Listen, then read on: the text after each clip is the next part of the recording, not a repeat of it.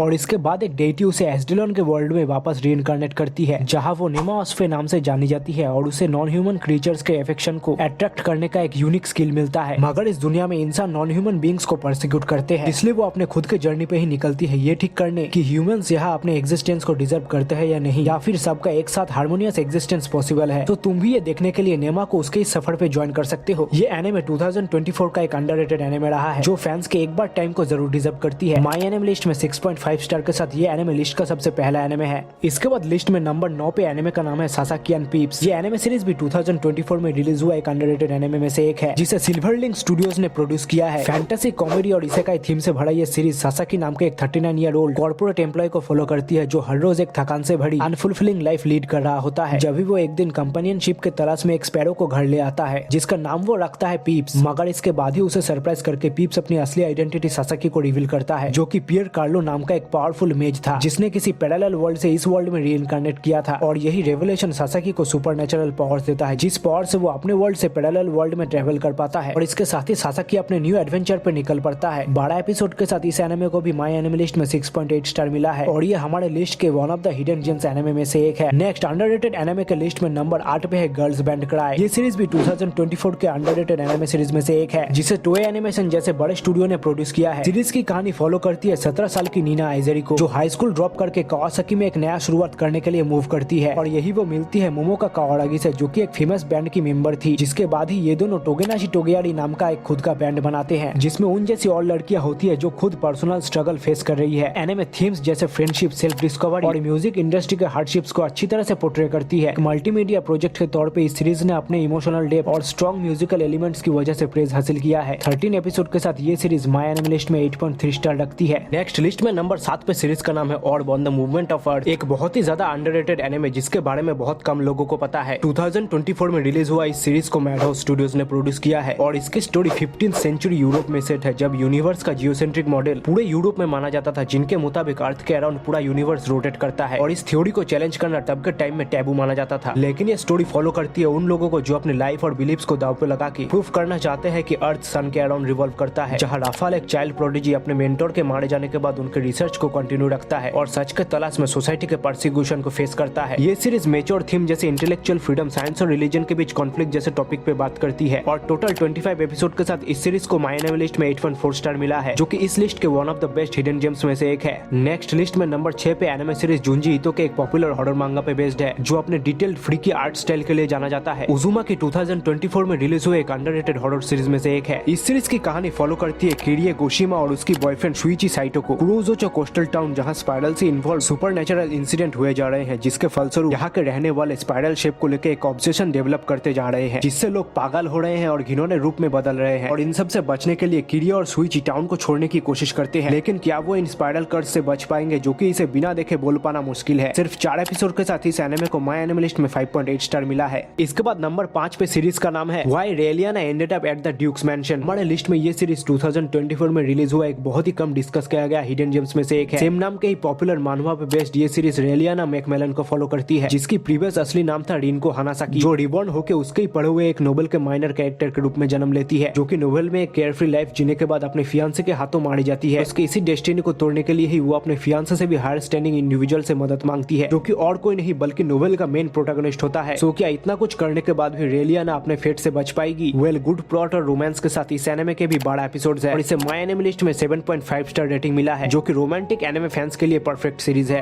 Next इस list में number 4 पे एनिमे का नाम है ब्लू बॉक्स। अगर तुम्हें एनिमे रोमांस के साथ थोड़ा स्पोर्ट्स का तड़का पसंद है तो ये हिडन जेम तुम्हारे लिए है। लास्ट ईयर अक्टूबर में रिलीज हुआ यह सीरीज रोमांस और स्पोर्ट्स जेनर को अच्छी तरह से मिक्स करता है। सीरीज की स्टोरी ताइकी इनोमाटा नाम के एक लड़के को फॉलो करती है, जो एइमे एकेडमी के बॉयज बैडमिंटन टीम का एक मेंबर है, जो कि स्कूल में बास्केटबॉल टीम की स्टार चिनात्सु कानो नाम के एक लड़की को एडमायर करता है। मगर उसका सिचुएशन तब एक अनएक्सपेक्टेड टर्न लेता है जब वो ताइकी के फैमिली के साथ रहने के लिए मूव करती है, और जैसे जैसे आगे दोनों अपने लिविंग सिचुएशन को शेयर करते हैं, दोनों ही अपने फील्ड में आगे बढ़ने का प्रॉमिस करते हैं। एक ब्यूटीफुल रोमांस और स्पोर्ट्स थीम को फॉलो करता है ये सीरीज में 25 एपिसोड्स है, और माई एनिमे लिस्ट में 8.2 स्टार के साथ ये तुम्हारा देखा हुआ बेस्ट एनिमे सीरीज बन सकता है। सो अब हम हमारे टॉप 3 एनिमे पे पहुंच चुके हैं। तो तुम्हें अगर ये वीडियो पसंद आ रहा है तो इस वीडियो को लाइक कर देना, और नए हो तो चैनल को सब्सक्राइब करना मत भूलना। नेक्स्ट नंबर 3 पे एनिमे सीरीज का नाम है bartender the glass of God, और ये एनिमे मेरे उन 18+ ऑडियंस को ज्यादा पसंद आएगा जो आगे जाके कमा के प्रीमियम ड्रिंक्स को एंजॉय करने का सपना देखते हैं। और ये सीरीज असल में 2006 2006 में रिलीज हुए सेम नाम के एनिमे सीरीज का रिबूट है। और नॉर्मल भी अगर तुम रिलैक्स और चिल वाइब्स वाले सीरीज को पसंद करते हो तो ये सीरीज तुम्हारे लिए है। सीरीज की कहानी रयू सासाकुरा नाम के एक प्रोडिजी बारटेंडर को फॉलो करती है जो टोक्यो के गिंजा डिस्ट्रिक्ट में एडन हॉल नाम का एक बार चलाता है और वो वहाँ आने वाले सारे कस्टमर्स को अपने एक्सेप्शनल स्किल से सोलेस और डाइवर्स इनसाइट देता है। सीरीज का हर एक एपिसोड दिखाती है कि कैसे एक कॉकटेल एक एम्पैथेटिक कॉन्वर्सेशन के साथ पेयर किया जाता है। 11 एपिसोड के साथ इस सीरीज को माय एनिमे लिस्ट में 7.3 स्टार मिले हैं और इसे एक बार देखने के बाद तुम रिग्रेट तो बिल्कुल नहीं करोगे। इसके बाद लिस्ट में नंबर 2 पे अंडररेटेड सीरीज का नाम है the which and the beast. नाम सुन के लग रहा होगा कि ये कोई रोमांटिक सीरीज है, मगर उससे बिल्कुल अलग। ये एनिमे एडवेंचर और एक्शन के थीम को फॉलो करती है। एक डार्क फैंटेसी सीरीज जो कि आशाफान जो एक स्वभाव का मेज है और हर वक्त अपने बैक पे एक कॉफिन लेके घूमता है, और गिडो एक फियर्स गर्ल जिसके पास बीस्ट लाइक एबिलिटीज है, इन दोनों को फॉलो करती है। और एक साथ दोनों सीरीज में ऑर्डर ऑफ मैजिकल रेजोनेंस के लिए काम करते हैं जो ऑर्गेनाइजेशन मैजिक और विचेस से रिलेटेड सारे इंसिडेंट को सॉल्व करती है। और इन दोनों का असली गोल है उस विच को पकड़ना जिसने गिडो को कर्ज किया है। अपने इस मैजिकल एडवेंचर में दोनों न्यूमरस ऑब्स्टेकल का सामना करते हैं जिससे दोनों की डेस्टिनी एक साथ जुड़ जाती है। 12 एपिसोड के साथ इस एनिमे को माय एनिमे लिस्ट में 7.4 स्टार मिला है। सो इसके बाद एट लास्ट नंबर 1 पे अंडररेटेड सीरीज का नाम है Yatagarasu the raven does not choose its master. 2024 में रिलीज हुए इस एनिमे सीरीज को अपने यूनिक स्टोरी लाइन के लिए जाना जाता है, मगर फिर भी बहुत सारे लोग इस सीरीज के बारे में नहीं जानते। इसकी स्टोरी सेट है यामाउची नाम के एक किंगडम में जहाँ के रहने वाले लोग 3 पैर वाले क्रोज में ट्रांसफॉर्म हो सकते हैं। और इस सीरीज की कहानी फॉलो करती है नॉर्दर्न रीजन लीडर के सेकंड सन यूकिया को, एक लेजी लड़का जिसे क्राउन प्रिंस के अटेंडेंट बनाया जाता है। और आगे जैसे जैसे वो प्रिंस के साथ अपने कोर्ट लाइफ को नेविगेट करता है, पॉलिटिकल कॉन्स्पिरेसीज, मिस्टीरियस मर्डर और इवन इन्वेजन के बीच अपने आप को पाता है। 20 एपिसोड के साथ इस सीरीज को माय एनिमे लिस्ट में 8 स्टार मिले हैं और मैंने इस सीरीज को इसके वर्ल्ड बिल्डिंग और ड्रामा के लिए नंबर 1 पे रखा है। और आगे तुम किस टॉपिक के ऊपर वीडियो चाहते हो वो तुम मुझे कमेंट में बोल सकते हो, और बाकी तुम मेरे इन वीडियोस को भी चेकआउट कर सकते हो।